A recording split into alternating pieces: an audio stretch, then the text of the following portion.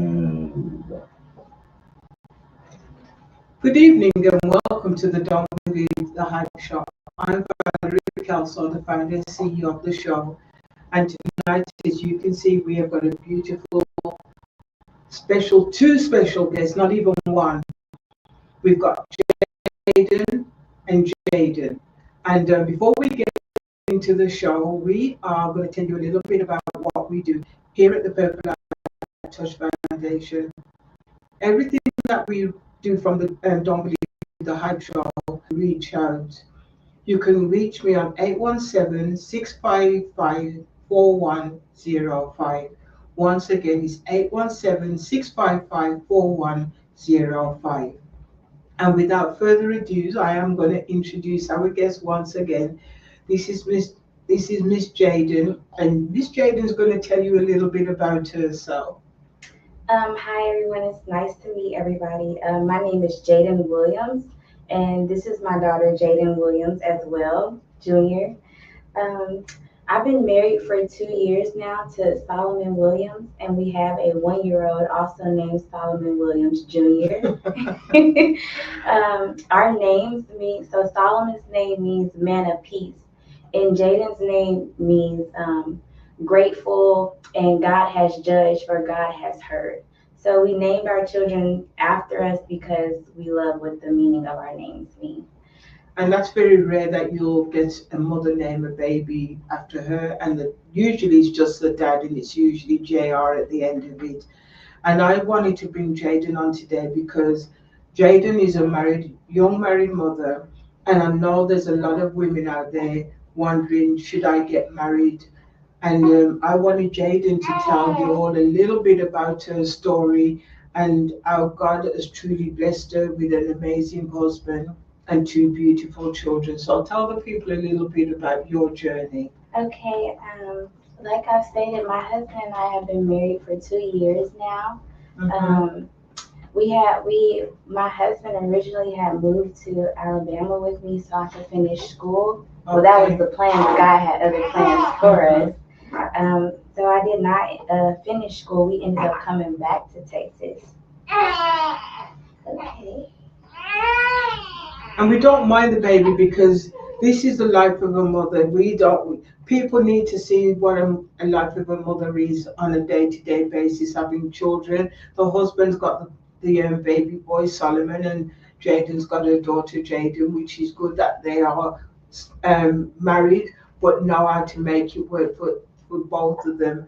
So you said you was at school and you decided that, well, you got married. Yes, so we came back home and we got married.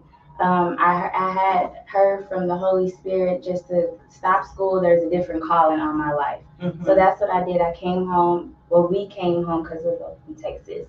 And we got married, and then our journey started there with our marriage. Well, before that, what attracted me to Solomon was that he prayed over us.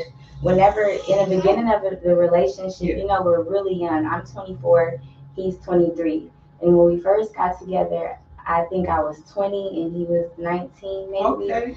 So we were really young, and we didn't have a lot of examples of a positive marriage. So we're just learning as we go.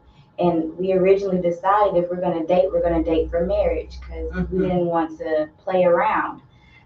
So with that, we had a lot of learning to do in the beginning of our relationship. God took us through fasting and praying and studying the Bible together, and I really believe that's the foundation that our marriage is on. We're not perfect.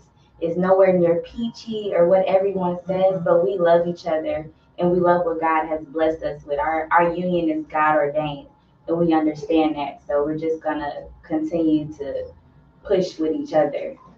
So, is she being sick? So you said you was at school and you decided that God told you to stop going to school. Mm-hmm. How did your parents feel about you not going to school? Everyone was very upset.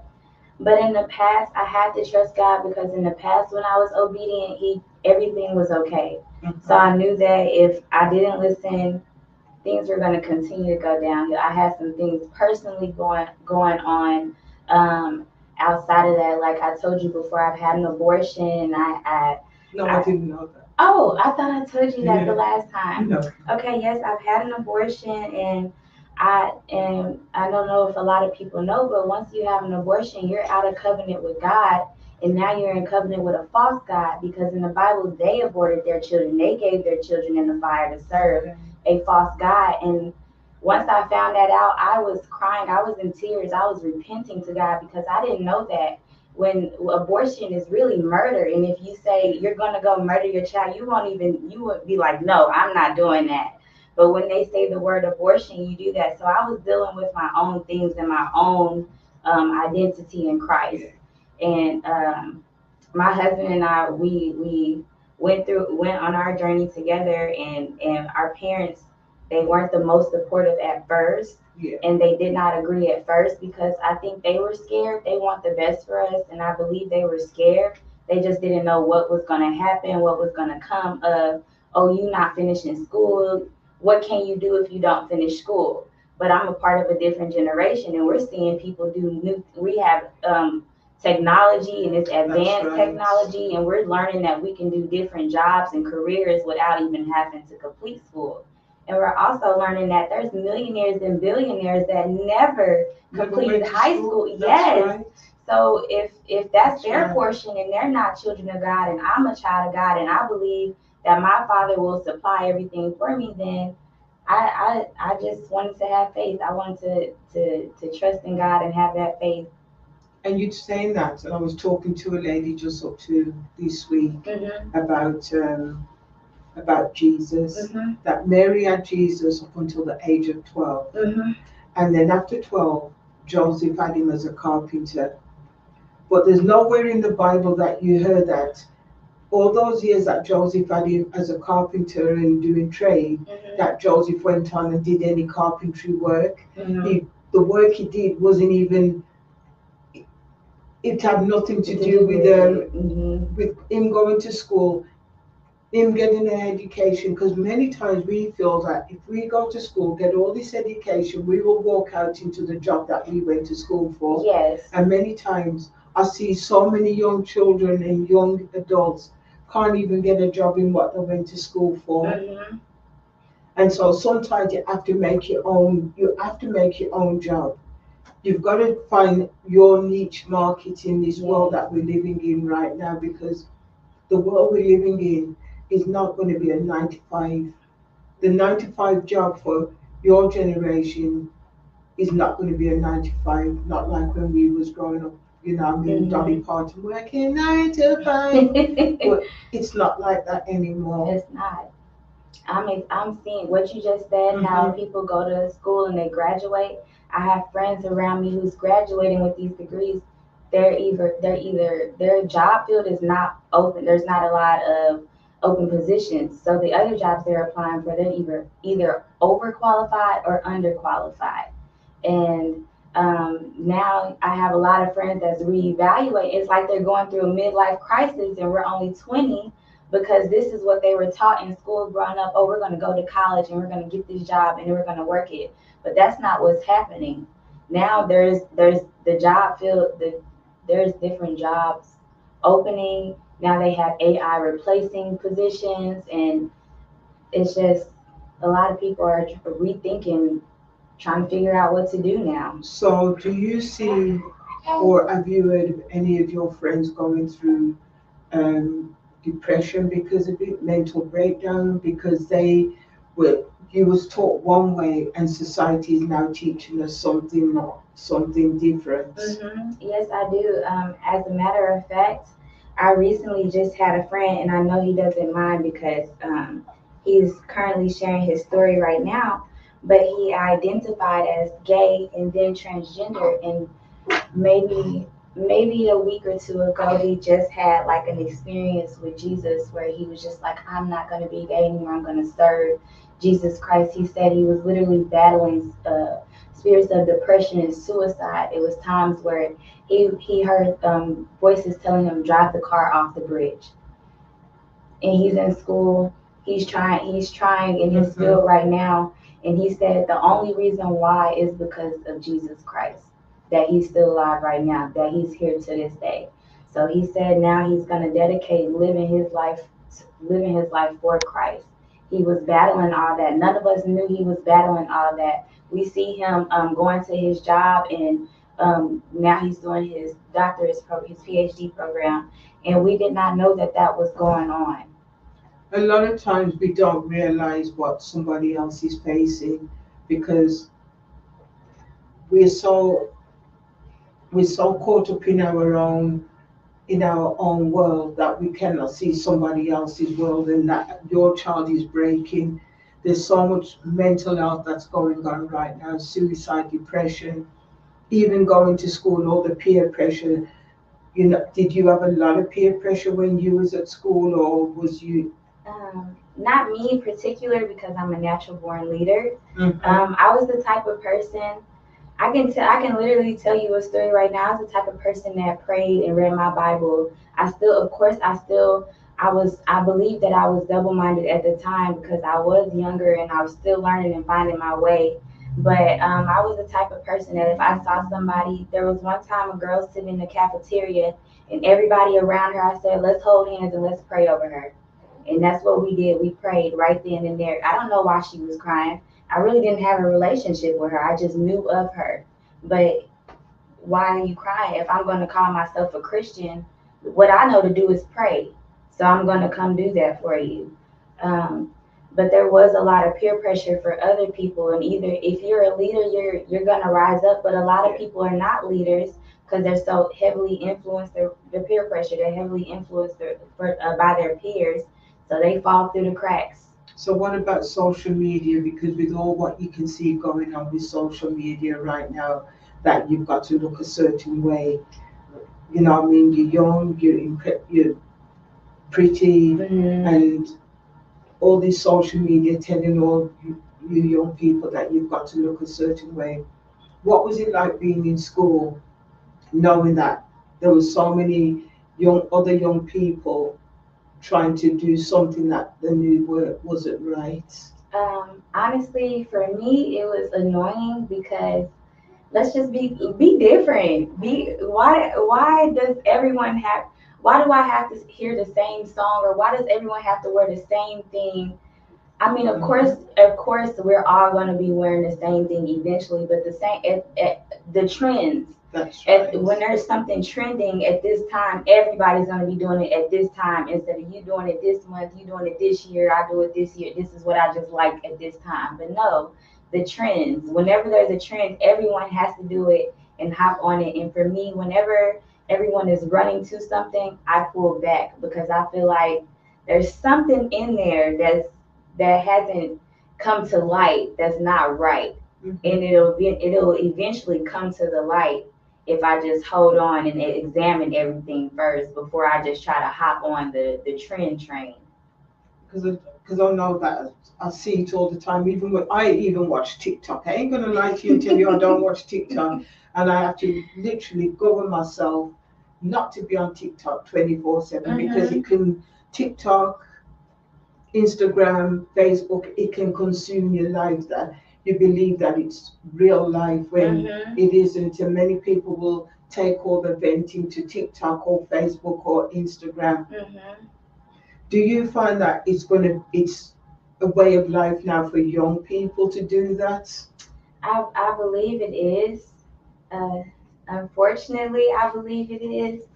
I see a lot of people getting on there, like you said, to vent or share their life.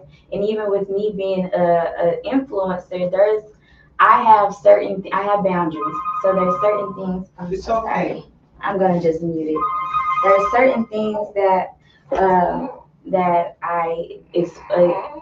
display to the world, and there's certain things you just won't see. Like this is the first time everyone will see her because I don't just my child is not meant to be on social media, in my opinion. So for this is I believe the cause and I support the cause of PLT. So I believe that her being on here is going to encourage women and encourage their children as well. But mhm. So the reason why I said to her, just bring the baby, because at the end of the day, she is a mother, and many times we think, oh well, a child is not going to be acceptable in certain surroundings. Mm-hmm. But what she's saying is, Purple Light Touch Foundation, we're going to take you in here, whether you got a child or not a child. If you need a massage and you got your baby, you're going to get on our table because that's what we do. Jayden is going to be doing some work for me, and I told her just bring the baby. As long as I know I've got certain clients in here who don't mind if the baby should cry. And right now she's been as good as gold. I'm not going to lie to you. All she's done is drink and sleep and look at me, smile, laugh at me, and tell me that you're cool, Valerie. So, and she's been as good as gold. But many places that you go, a child will not be acceptable. I mean, even doing a show like this, that's why it's called Don't Believe the Hype, because this is motherhood in its making. Many of us young girls are going to be going out having babies and they're going to think, well, I can't bring that child with me. Find somewhere where you can bring your child because your child is still part of you. You know what I mean? And so that's why she's got the baby with her today. And if she had the boy, she would have had the boy as well because it wouldn't matter to us here at Purple Light Touch because we've got to make it friendly where parents feel comfortable enough to bring their children, even if it's just to do some computer work. It's like working from home, Right. right? Nowadays, people don't care if you work from home when you've got children. So why can they not come in sometime into the office Right. and do The same and do thing. the same thing? You know what I mean? So that's why I said, bring the baby. Let's do a show on true motherhood. So what do you want to tell the audience about your life as a mother with two children? And she's not single, by the way. She is a married mother. Okay, so with my children, I work part time for a dance studio. It's called DCE Dance Training Center, Christian Training Center, and I am a instructor there. And my children come with me faithfully, and the other instructors bring their children as well. So God has really opened up doors for me personally to be able to bring my children wherever I go. I also work for myself. So I'm trying so hard not to promote myself on here. Yeah, Okay. no, you can. It's Okay. about you. This Okay. show's about you. So if you have to promote yourself. Yes, ma'am. Because you know what I'm saying? I'm only just a small nugget of your life, but you've got children that you've got to make sure that you maintain, even if after this show is over, and I said, well, I want you to talk about me, then that's not fair on you because so tell the audience about you and your life. It's your story. Y'all hear that? That's why I love her. I love her. Okay, so Thank you. I am a loctician and I also sell digital products. So I work from home mainly, and my children are always with me. If my husband is not at work, then they're with him, so I can work in peace. Um, but my children are always with me, and they are a blessing. When my husband and I were pregnant with our son, we prayed over our children. We dedicated them to God, and we always said they wouldn't be a burden. They're never going to feel like they're a burden. So we planned trips with them. We haven't planned a trip with her yet because she's only 2 months. But we're going to be planning a trip soon. Our children go everywhere with us if possible. That's our goal. We want people to know, once you're married and you have children, your life does not have to completely slow down or stop. It's not boring. It's not that you can't do anything. It's all about your mindset. You put your mind to it, you'll get it done. And y'all, it's a beautiful thing when your children watch what you do. My son is only one and he's very smart. He's very capable of doing everything. Everything he sees us do, he does. If we're putting clothes in a basket, now he walks around the house putting clothes in the basket and he's 1 year old. Children understand, they're learning, they're constantly developing.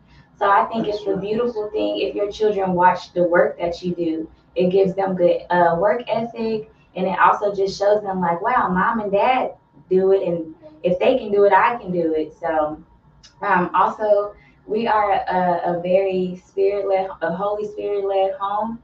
So a lot of the things that I do, like my content that I create, is very different from the rest of the world. I don't care if I trend or not. I'm just gonna be myself because that's what I know how to do is be myself. Everything that I do has a purpose behind it and a meaning behind it. um, I've witnessed a lot of people die at an early age. So I believe that before I die, I need to make sure my purpose has been met on this earth. And my children are a huge part of my purpose, they're a huge part of my calling. A lot of people always ask me, how is it being a mother of two? And it's amazing. People always try to speak over my children, and I don't think it's any harm. I just think it's something that people are conditioned to do. Yeah. And they were always like, oh, my son is going to be jealous. No, my son loves her. He gives her kisses and hugs. He's very gentle with her, and she loves him as well. She always smiles at him. My children are not jealous humans. They are very happy babies. They rarely cry, and that's something I prayed for. A lot of things for my children I pray for. They have a praying mother and a praying father. Um, so that's I think that's really what I want people to know. We're rooted in Christ. We're centered in Christ. And everywhere I go to work, my children are mostly with me all of the time. And it's not and if I need a babysitter, God has been placing people in my life that I can trust because my babies can't just go with anybody. As y'all know, your babies can't go with anybody as well. Mm-hmm. And now that God is putting certain people in my life for my children to have babysitters, I'm able to do even more. So you have to start somewhere. At first, I did have the mindset like, how am I gonna work with a baby? But you accept your clients or you accept the work and you push through it and you figure it out as you go. And you're like, wow, I'm doing this. That's right. You're not gonna always have the plan detailed out. Sometimes you just have the goal, and you're like, I just need to get to the goal. Let me trust the process. So I'm trusting the process, and it's a beautiful process. And you see how many different things that you say that you do, knowing that you've got two young children under the age of 2, and yet she's she she's a loctician. She's also a dance. She does content. And many times we sit at home thinking we can't do anything and the clothes are gonna pile up because the kids are running around the place and all I've got to do is I'm gonna be breastfeeding for the rest of my life. But yet you made it work for you and your husband.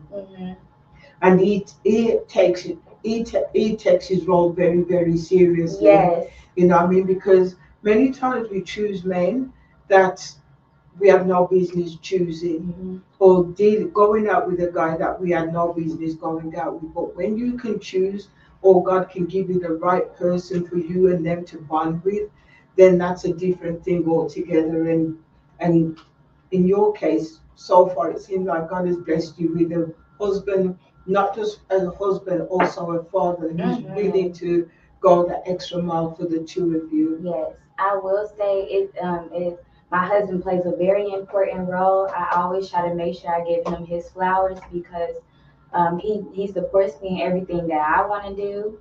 He tries to make sure that we meet my goals first before his and make sure that the children are well taken care of.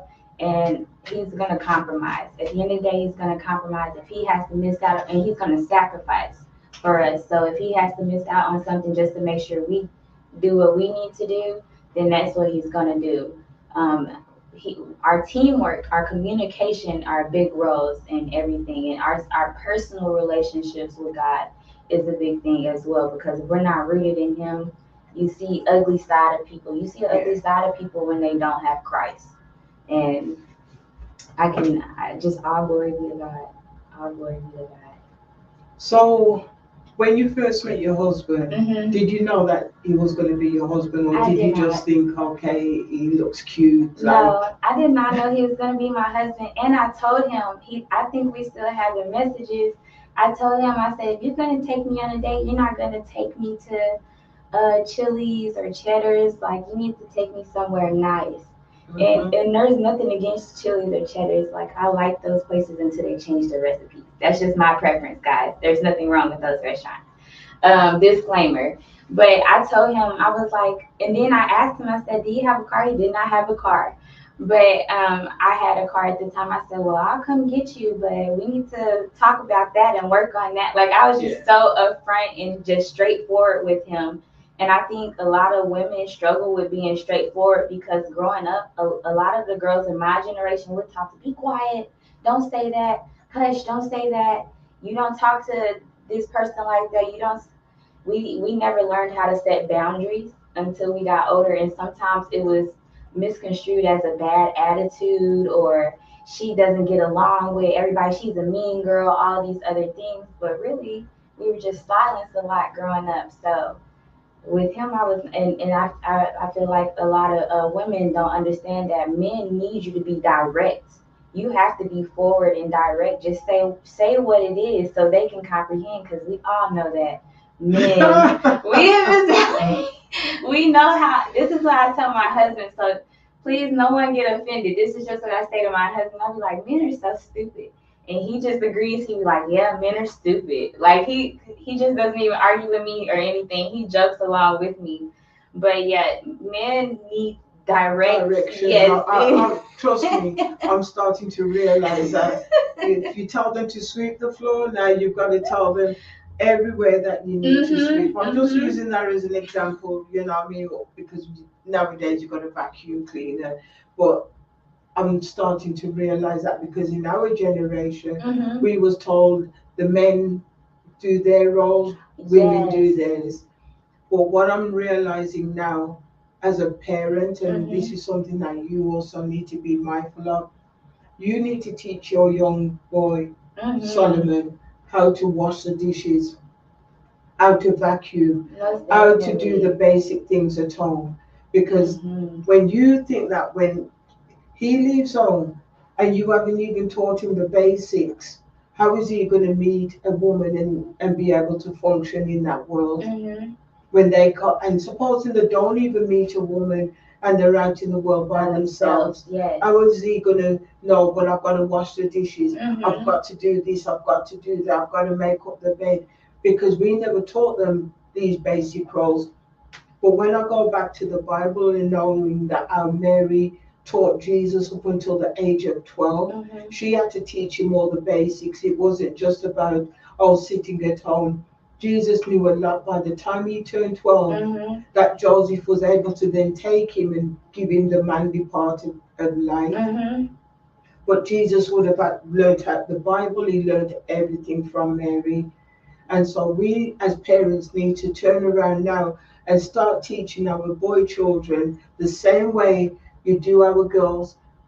Boys need to also learn basic house skills. Yes, I definitely agree. And that's why I say my husband is really a 50-50 partnership. We really meet our 100.